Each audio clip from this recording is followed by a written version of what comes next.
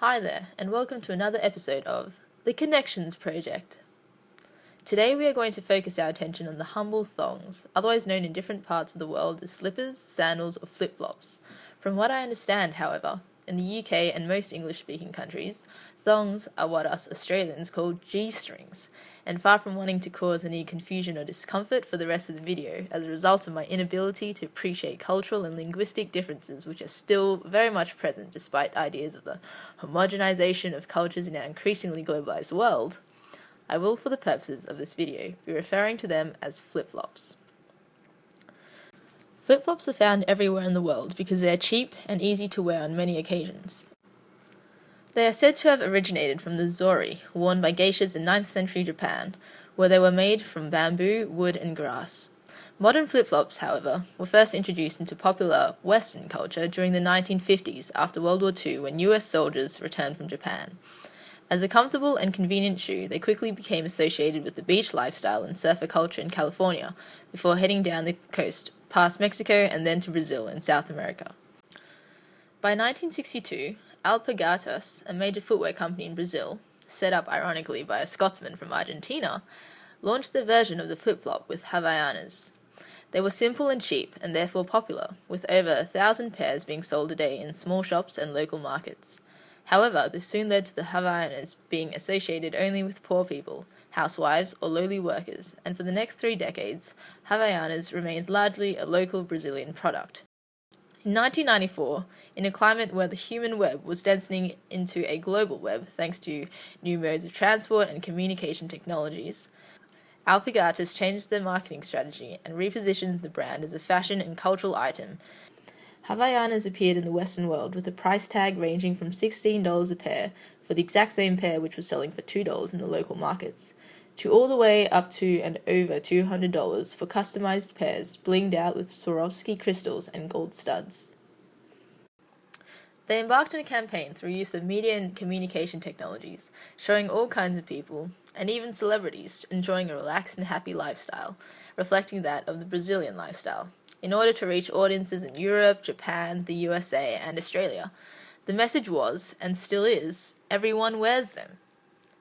This is a form of emotional branding described by Gobe, who recognized the effectiveness of using senses and feelings, emotions and sentiments in order to establish effective consumer interaction, and consequently, a desire to live this dream-like Brazilian beach lifestyle through the feeling of having Havaianas on our feet. Castells describes this intersection of the digital and physical planes of our society as the space of places and the space of flows, through which there is timeless time.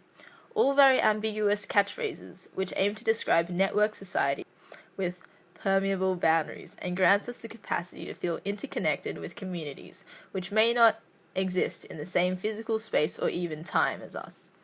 This has shifted the workings of the economy from industrial production to psychological consumption, where consumers pay for the idea and service of a product rather than just the physical function of the commodity in the real world.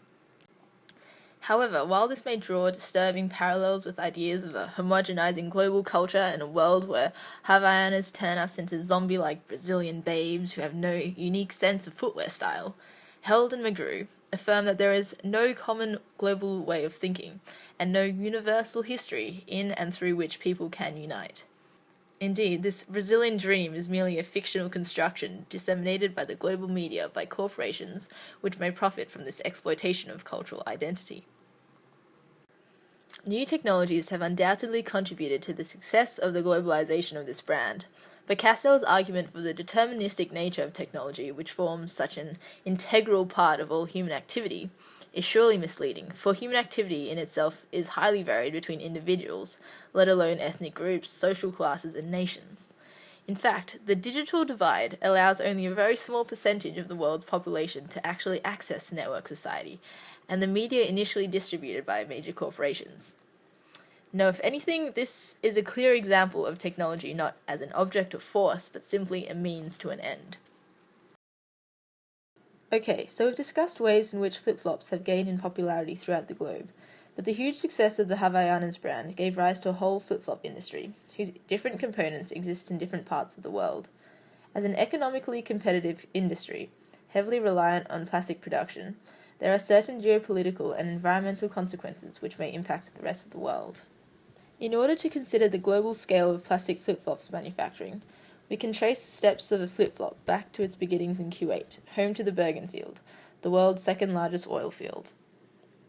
Despite the rising popularity of renewable energy production still largely relies on oil consumption and therefore oil availability. Oil provides the energy which can be used in technologies such as automobiles to transport people and goods around the world, as well as running communication technologies such as the internet and thus making globalization possible. However, the uneven distribution of oil results in unbalanced globalization because while a whopping 9 of the world's 10 largest economies are dependent on oil imports, oil exporting countries, such as Kuwait, tend to remain politically unglobalized. Kuwait exports 87% of its oil, particularly to East Asian countries where plastic markets are growing by the day. Thus, oil geopolitics, which are key to determining how and where oil flows through various economies and nation-states, is therefore a vital and challenging political sector for the global economy, but also increasingly of great environmental concern for the impact of energy and oil extraction on climate change and natural ecosystems. Recent measures to regain national oil security has driven governments such as the UK to invest in controversial fracking techniques, which have environmental risks of emitting methane gas or spills of chemical fluids harmful to major water sources that feed not only into people's homes, but also the groundwater to national ecosystems. While the oil game may initially appear to be one played between nations, these economic, geopolitical, and environmental factors have the capacity to impact on a global scale. So, from Kuwait, we see the oil move on to South Korea, a center of plastic production. Dyson's petrochemical plants feed international corporations such as Hyundai, Samsung, and LG, and here the large hydrocarbons in oil are cracked down into the smaller chemical components to enter the petrochemical industry and made into plastic granules. If there is a dominant material in which the contemporary world is made, it is plastic. Plastic is everywhere. These plastic granules are then transported to Fuzhou, a major center of plastic manufacture and home to one of the largest flip-flop productions. Here, just one pair of the world's simplest shoe requires a minimum of 12 people to carry out the 10 different production processes. As a modern, industrialized city of over 8 million people, the seemingly unimportant plastic flip-flop industry generates money from the ground up, thus creating demand for other services like banking, high-street consumerism, and export, and ultimately makes the economy go round. From Fuzhou, flip-flops move all around the world. The largest volume, in fact, ends up in Ethiopia, which has steep demand for cheap Chinese goods due to its low GDP and large population of over 84 million people. This once again challenges the idea of globalization as a homogenizing force. For these Ethiopians, they surely could not care less about the cultural identity of Havaiana flip-flops or the aesthetics of a colorful flip-flop. Rather, they represent those on the other side of the digital divide, who are still relying on the practicality of not being completely barefoot. So, what has flip-flop taught us about globalization? Its very origins lie in societies from all around the world, but it was the effective manipulation of technology and the marketing strategy, exploiting a sense of global culture and identity, which morphed a lonely poor man's Havaiana slipper into a fashion runway and lifestyle icon. This local product going global results in the rise of competitor companies all over the world who participate in the on-sale of flip-flops, and whose production and consequent consumption is carried out in the world over.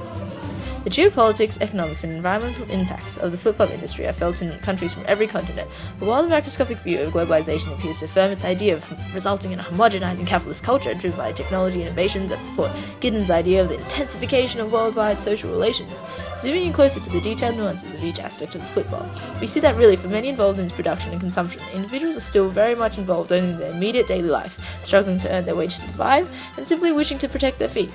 Despite ideas of a decentralized network society in the digital era, the physical world still has very defined centers of production and politics, such as the plastic Fuzhou city in China or the political climate in Kuwait, which hold together a loose patchwork of human and object journeys.